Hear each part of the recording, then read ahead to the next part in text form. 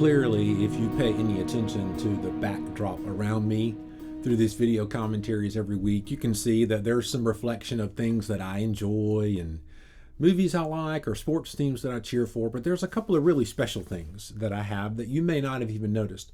So one of them is this baseball bat. I've been an avid Braves fan all my life, and long story short, my uncle used to drive the truck that moved the Atlanta Braves to spring training every year. And so he brought me back this bat one time, and it's signed by Tom Glavine and Greg Olson and Jeff Blauser and John Smoltz and Bobby Cox and Damon Berryhill and Steve Avery, some old school Braves. This is a very special thing. But as special as it is, it's just a keepsake. It doesn't have really a memory attached to it that's all that impactful. So I proudly display it as a Braves fan. However, this baseball has a lot of meaning. Yeah, it's a baseball that would go with this bat, but the signature on this baseball is hugely significant. You see, this baseball has a scratchy signature that my grandfather-in-law signed for me on a Father's Day at the Gardens of Calvary, which, by the way, happy 20th anniversary to the Gardens. And he passed away at the age of 96 in 2013. And the reason this is meaningful to me is the memories that I have from my time with Alan Davis, but more importantly, the life that he lived and the gospel demonstration and the way he interacted and treated with others, living with humility and grace, is so inspiring. It's one that I want to honor. And this is really important, and I see it often. Brings back so many memories and motivation for me. But as significant as this is, and as impactful as it is in my life, I'm not trying to be Alan Davis. Because see, he lived his life exhibiting the attitude of 1 Corinthians 11:1 that says, "You come follow me as I follow the example of Christ."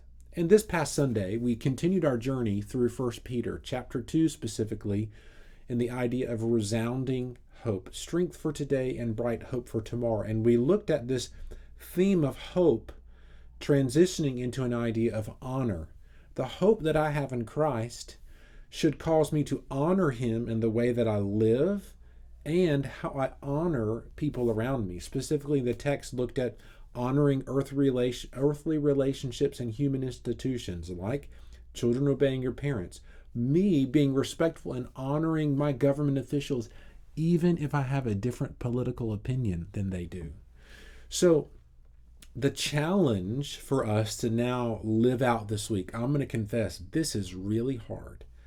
The challenge for me is to honor and follow the example that Christ has set for me in the idea and the spirit of the way I'm trying to honor the example of my grandfather-in-law. Ultimately, I'm trying to honor the example that Christ has demonstrated in my life so that in the hope, the way that I treat and care for those around me, even people I may disagree with, could open their eyes to see their need for Jesus. That's the idea of 1 Peter chapter 2. My conduct has that much weight.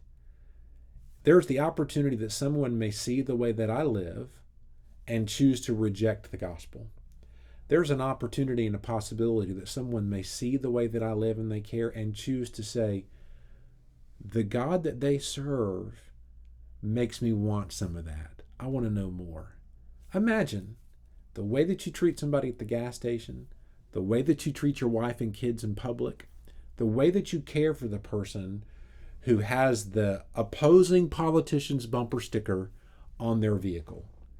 It just may be the care and conduct and love to honor others that causes them to begin to ask questions about the God that you love and profess. I hope you'll be encouraged by that and challenged this week to consider who you're honoring and who you're following, but more importantly, how you're honoring and how you're leading others, ultimately pointing them to Jesus. Just a thought. I'm not going to re-preach the whole sermon for you from this past Sunday. In fact, if you missed it, I encourage you to go back and check it out on demand on our website. And while you're looking around, you may find lots of blog posts, upcoming events, and resources about our church that may be an encouragement to you. You could even find a life group to connect with. I want you to know that we love you, we care for you. We're here to encourage you as we all together try to pursue Christ and follow his leadership. God bless you and have a great week.